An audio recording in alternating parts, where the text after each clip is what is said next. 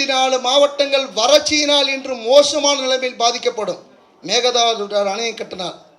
அதை நீர்வளத்துறையினுடைய இணையமைச்சர் சொல்கிறார், தமிழகத்தினுடைய அனுமதியை கேட்க வேண்டிய அவசியம் இல்லை என்று. இது எவ்வளவு ஒரு கேவலமான விஷயம்.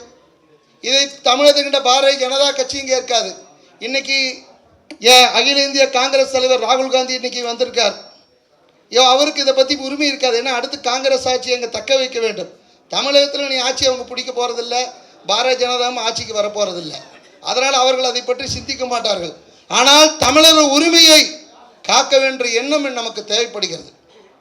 தமிழ்நாடு என் நாடு என் மக்கள் என்ற உரிமை கொண்டிருக்கின்ற நாம் இன்று ஒன்றிணைச்சிருக்கோம்.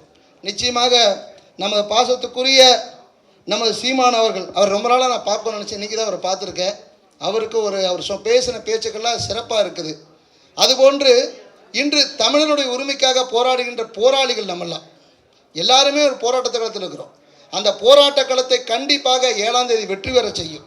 ஆடி வெள்ளிக்கிழமை என்று நாம் நடத்துகின்ற போராட்டம் அன்னை பராசக்தியுடைய அருளால் நிச்சயமாக வெற்றி பெறுவதில் எந்த மாற்றமும் கிடையாது. அதாவது நல்ல ஒரு விஷயங்களை தமிழகத்தில் இயற்கை வளங்களை காக்க வேண்டும். அதே நேரத்தில் கோரிக்கையில் நீங்கள் எக்ஸ்ட்ரா ஒரு தீர்மானம் தான் கேட்டிருந்தீங்க. கனிம வளங்கள் மற்ற மாநிலங்களுக்கு கடத்தப்படுவதனால தான் இயற்கை அழிகிறது. இயற்கை அழிவதனால தான் மழை பெய்யாமல் இருக்குது. நல்லோர் ஒரு பொருட்டு இருக்கணும், அவருக்குன்னு பெய்யும் மழைன்னு சொல்லியிருக்காங்க. இப்போ நல்லோர் இருக்காங்களான்னு தெரியல. அந்த அளவுக்கு கனிம வளங்களை கொள்ளையடிக்கிறதுனால தான் நமக்கு இது இருக்க. தமிழ்நாடு முழுக்க இன்றைக்கி போதை கலாச்சாரம். இந்த அனைத்து கட்சி கூட்டத்திலையும் இந்த போதை கலாச்சாரத்தை தடுப்பதற்கு ஒரு போராட்டம் இருக்கணும்.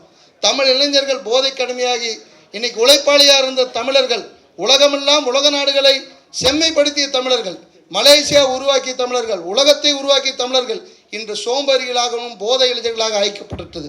இதற்கு காரணம் ஆண்ட கட்சிகளும் ஆண்டுகின்ற ரீல்ஸ் கட்சிகளும் தான் இதுக்கு காரணமாக இருக்குன்னு நினைக்கிறேன்.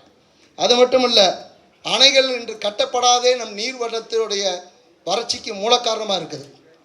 நமது பெருந்தலைவர் காமராஜருக்கு பிறகு அணையை கட்டுறதாக எந்த அரசுக்கும் சரித்திரம் இல்லை. சின்ன தடுப்பணை கட்டினாலும் கூட அது அடுத்த வாரமே உடஞ்சி போயிடும். அப்படித்தான் இருக்குது இந்த நிலைமைகள். ஊழல் அரசுகள் இவைகளெல்லாம் மாற்றி தமிழகத்திற்கு ஒரு புதிய எடுப்பாக இந்த அமைப்பு ஏற்படும். யார் ஏற்படுத்தப்படுகிறார்கள், யார் தலைமை என்பது முக்கியமல்ல. எந்த நோக்கத்திற்காக இந்த ஒரு கூட்டம் கூட்டப்பட்டுள்ளது, இந்த கூட்டமைப்பு கூட்டியவர்கள் எல்லாம் சாதனப்பட்டவர்கள் அல்ல. தமிழர்களுடைய உரிமைக்காக தன்னலம் பாராமல் கருதுகின்ற இனமான போராளிகள் தான் இந்த இடத்துல இருக்கிறீங்க. உங்களுடைய முயற்சி நிச்சயமாக வெற்றி வரும், எந்த மாற்றமும் இல்லை. அன்னை பராசக்தியுடைய திருவள்ளாலும் நிச்சயம் வெற்றி பெறும். அதே நேரத்தில் ஒரு சின்ன விஷயம் சொல்லிக்கிறேன். கர்நாடகத்தில் இருக்கிற அரசியல் கட்சிகள் எப்படி அதற்குரிய மாதிரி உரிமையை கொடுத்துட்டு இருக்கிறாங்க. அங்கே இளைஞர்கள் தன்னாலே கூடுறார்கள் சொல்கிறாங்க, திரள்றாங்கன்னு சொல்கிறாங்க.